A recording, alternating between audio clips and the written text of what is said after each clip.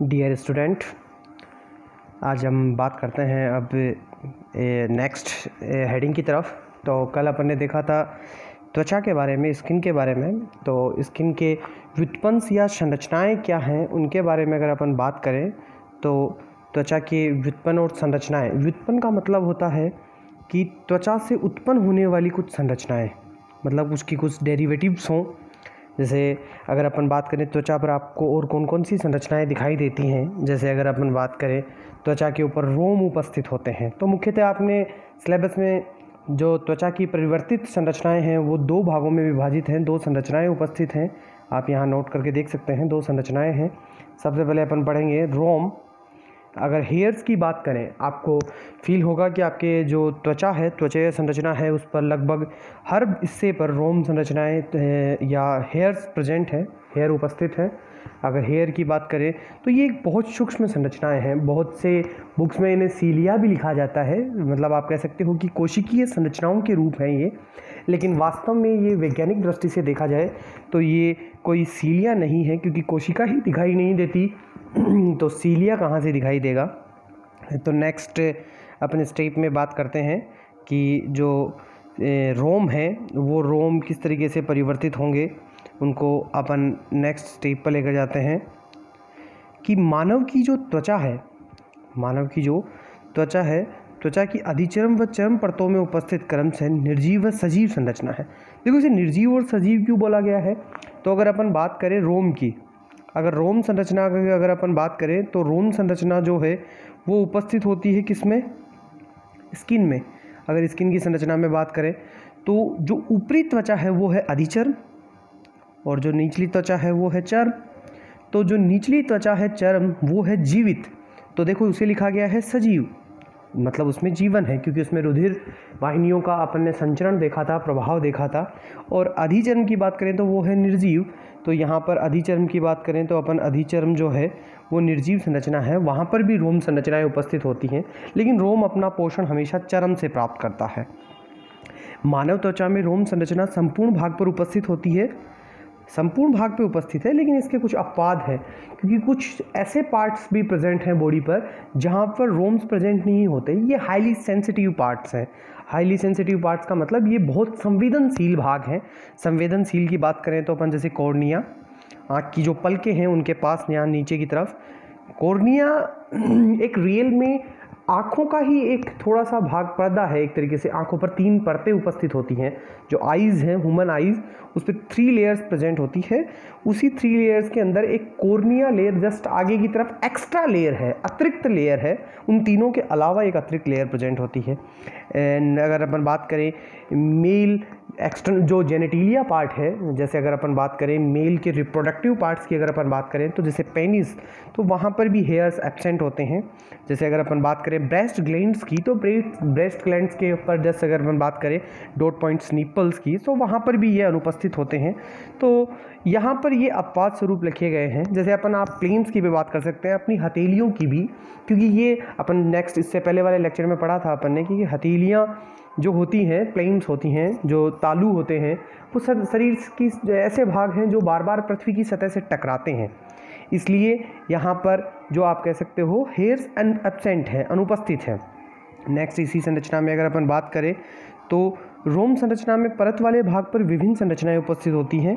अब ये संरचनाएं कौन कौन सी हैं, जिस तरीके से अगर अपन बात करें तो ये संरचनाएं 3 भागों में विभाजित है। रोम पुट्टिका, मतलब रोम का घुमाव। जैसे अगर अपन बात करें रोम का नीचे की तरफ एक घुमाव होता है, इस घुमाव रोम पुट्टिकाएँ हैं। रोम की जड़ें जो कहाँ जाकर स्थित होती हैं? चर्म में रोम की जड़ें हैं।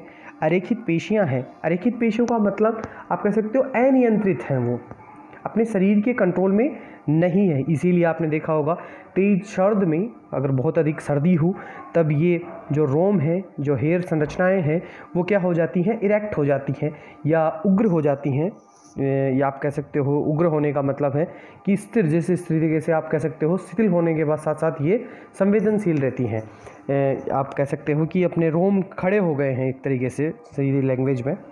नेक्स्ट अगर अपन बात करें कि अधिचर्म और चर्म संरचना में त्वचा में अपने को और कौन सी संरचनाएं मिलती हैं? व्युत्पन्न 2 प्रकार के पढ़े अपन ने, रोम और दूसरी हैं त्वचा ग्रंथियाँ। ग्रंथियों की बात करें तो सबसे पहले आपको ये पता होना चाहिए ग्रंथियाँ क्या होती हैं। ग्रंथियों की अगर अपन बात करें तो आपको सबको पता है त्वचा जो है एक उपकला उत्तक का प्रकार है। त्वचा किसका प्रकार है? उपकला उत्तक का प्रकार है।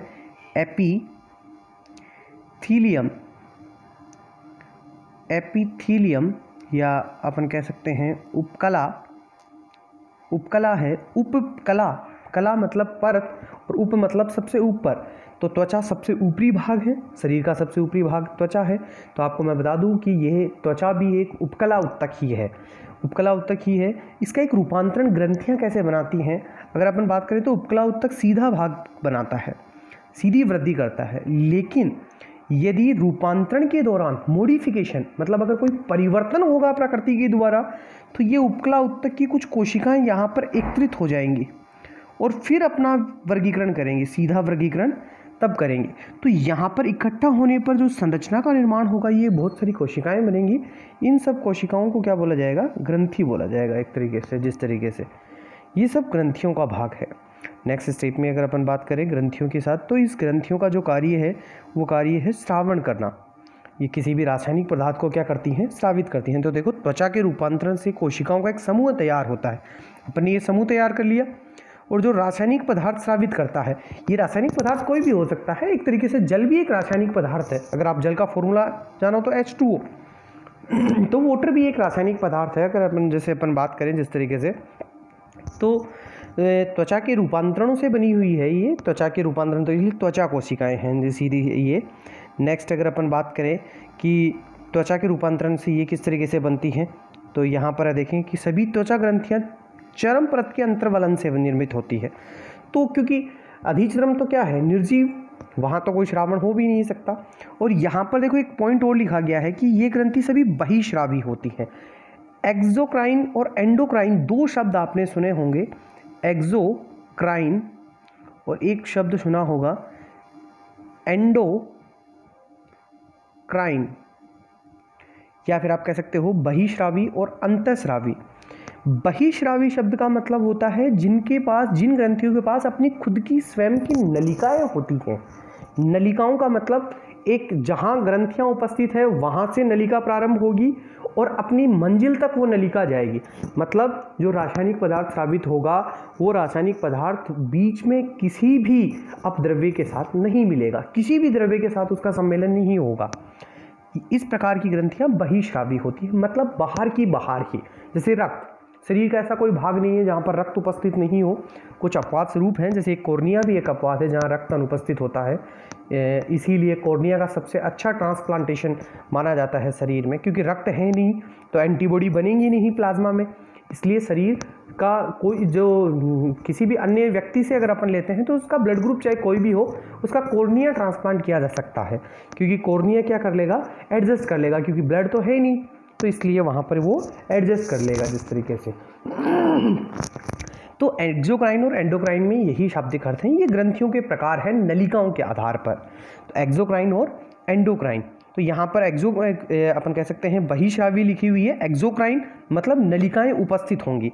यहाँ पर नलिकाएं हैं, क्या है? नलिका।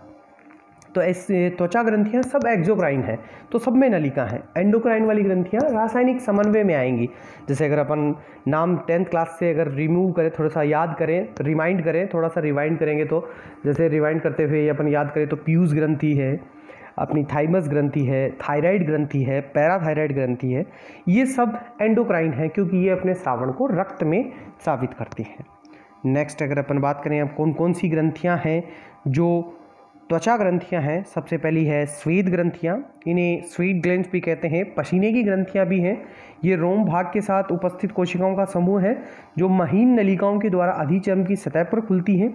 सामान्यतः मानव में इनकी संख्या 25 लाख है। संख्या थोड़ी सी ध्यान रखें, ऊपर नीचे हो सकती है किसी भी बुक में, बाकी लगभग सामान्यतः इसकी संख्या 25 लाख ही है। स्वेद ग्रंथियाँ उपस्थित होती हैं और जो मीरोक्राइन कि कोशिका द्रव्य में कोई क्षति नहीं होती है, इस प्रकार की होती है। अब ये समझ में आ रहा होगा। अब अपने को पहले से ही पता है कि ग्रंथियों का मतलब क्या होता है? कोशिकाओं का समूह है। उपकला कोशिका, ये कोशिकाओं का समूह है, क्या है? ग्रंथियां। अब यहाँ पर बहुत सारी कोशिकाएं हो और प्रत्येक जीवित कोशिका में कोशिका द्रव्य होता है। अब अगर कोशिका द्रव्य में कोई क्षति नहीं होती है तो ऐसी ग्रंथियों को बोलते हैं मीरोक्राइन। ये भी एक कोशिका ग्रंथियों का प्रकार है मीरोक्राइन, लेकिन ये किसके आधार पर है? कोशिका द्रव्य में क्षति के आधार पर। मतलब जो पदार्थ स्रावित होगा उसके श्रावण के आधार पर भी ग्रंथियों को 3 प्रकार में बांटा गया है, एपोक्राइन, मीरोक्राइन और एजोक्राइन या होलोक्राइन जिसे बोलते हैं, सबसे बड़ा। नेक्स्ट स्टेप में बात करें तो ये मीरोक्राइन भी थोड़ा सा इंपॉर्टेंट है कि स्वीद ग्रंथियाँ मीरोक्राइन प्रकार की होती हैं, इसको बेसिकली नोट याद रखें। नेक्स्ट बात करें तेल या सीबेसियस ग्रंथियाँ, तो अगर अपन बात करें तो आपको महसूस होता है कि त्वचा पर कुछ तेलीय पदार्थ, सीबेसियस पदार्थ प्रेजेंट होता है, इसे तेल बोलते हैं सामान्य भाषा में, लेकिन टेक्निकल वर्ड है सीबेसियस। या फिर आप कह सकते हो कि एक ऑयली पदार्थ है, एक चिपचिपा पदार्थ उपस्थित होता है। इसका मुख्य कार्य यही है कि ये शरीर की सभी कोशिकाओं को आप कह सकते हो कि बाह्य वातावरण के जल, नमी, वायु से इनसे क्या रखता है? पृथक रखता है। नहीं तो जैसे अगर अपन बात करें, जैसे अपन किशमिश को पानी में रखते हैं तो वो कुछ समय बाद फूल जाती है अंतःप्राशन द्वारा, लेकिन इसी तरीके से त्वचा जो है, आप उसको हाथ को पानी में रखो थोड़ी देर के लिए तो ये नहीं है कि पानी प्रवेश कर जाएगा हाथ में या फिर हाथ की जो कोशिकाएं हैं उनमें प्रवेश कर जाएगा। क्यों?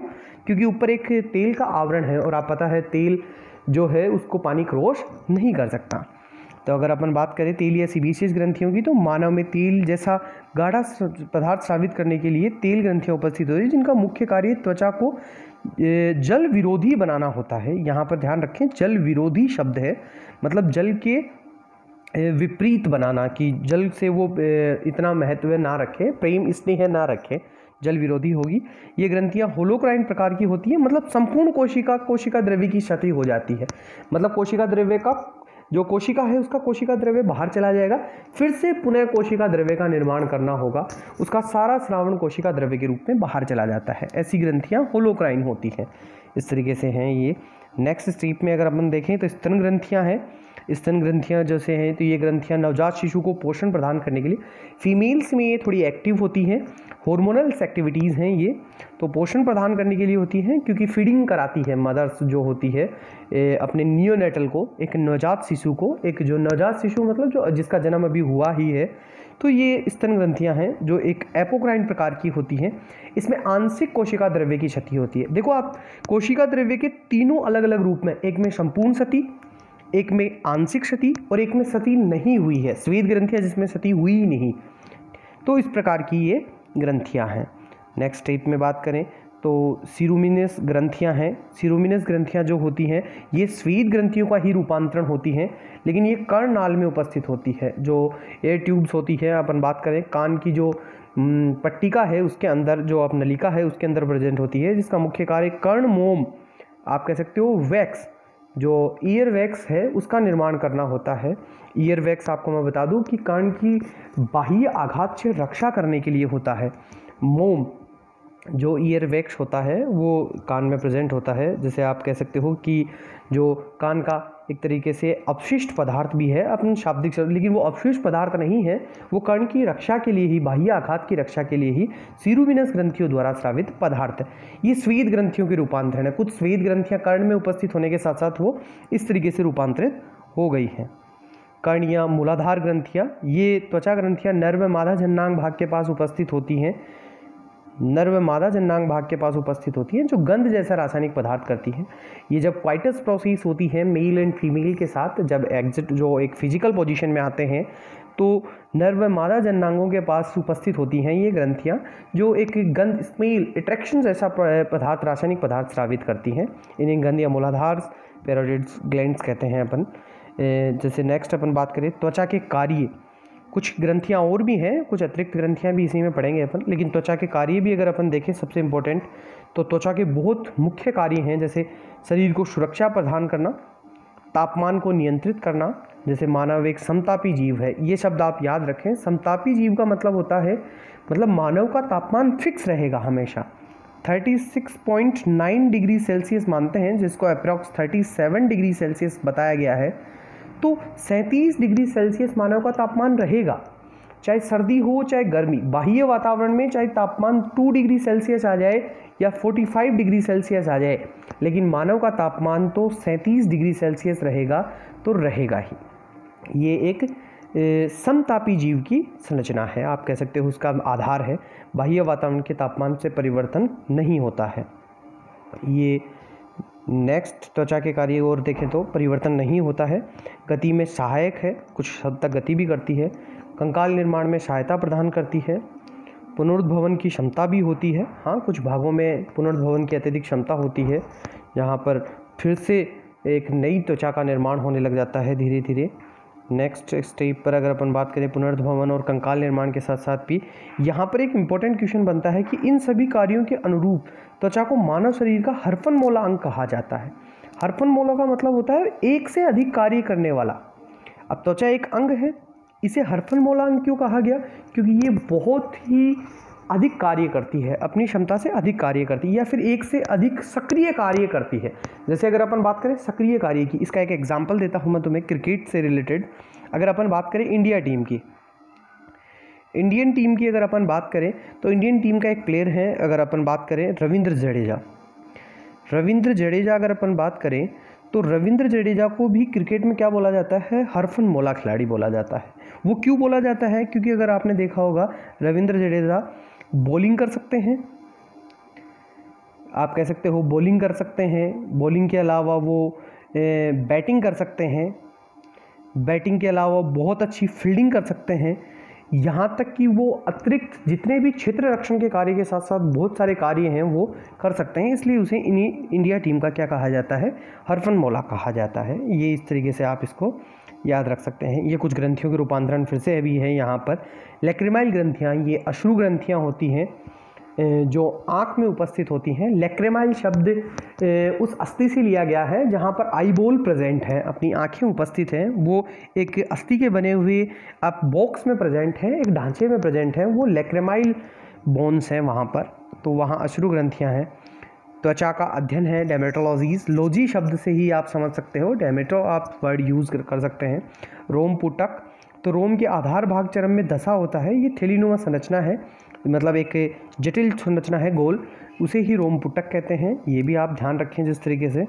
नेक्स्ट स्टेप में अगर अपन बात करें तो रोम पेपिला जो संरचना है, रोम पुटक के पेंदे पर पिछला जो गुच्छा होता है उसमें चर्म की रुधिर कोशिकाएं गुच्छा बना लेती हैं, इसे ही रोम पेपिला कहते हैं। क्योंकि रुधिर वहाँ पर एकत्रित है, रुधिर की कोशिकाएं जो है, जो आप कह सकते हो रुधिर की सबसे अंतिम कोशिकाएं हैं, वो एकत्रित हो जाती हैं। एक्टर पिलाई पेशियाँ बालों की गति का संचालन करने के लिए, अधिक सर्दी और गर्मी में ये कुछ जो बालों की संरचनाएं गति हैं इनका इरेक्ट होना, ये सब संरचनाएं वहाँ पर बनती रहती हैं।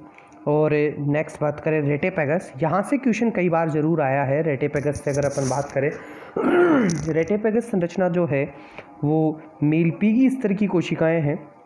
अब ये मेलपीगी स्तर की कोशिकाएं क्या होती हैं? ये उपकला उत्तक की ही कोशिकाएं हैं। ये स्तर बना लेती हैं, एक के ऊपर एक परत बना लेती हैं, जगह जगह पर आप कह सकते हो किनारों के रूप में उभरी हुई रहती है। ये किनारे हैं, जगह जगह पर किनारों पर उभरी हुई रहती हैं।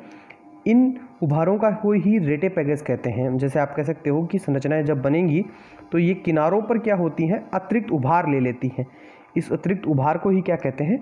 रेटेपेगस कहते हैं, जिस तरीके से अगर अपन बात करें। और नेक्स्ट स्टेप पर अगर अपन बात करें तो अधिचर्म की बाह्य कोशिकाओं में निर्जीव केराटिनिन बनने की क्रिया को ही केराटिनाइजेशन कहते हैं। ये केराटिनाइजेशन प्रक्रिया जो है वो है, आप कह सकते हो कि जो केराटिनिन प्रोटीन होता है, केराटिनिन प्रोटीन जिनसे नाखून बनते हैं, बाल बनते हैं, ये सब किस प्रोटीन से बनते हैं? केराटिनिन प्रोटीन से बनते हैं, जो एक निर्जीव पदार्थ है।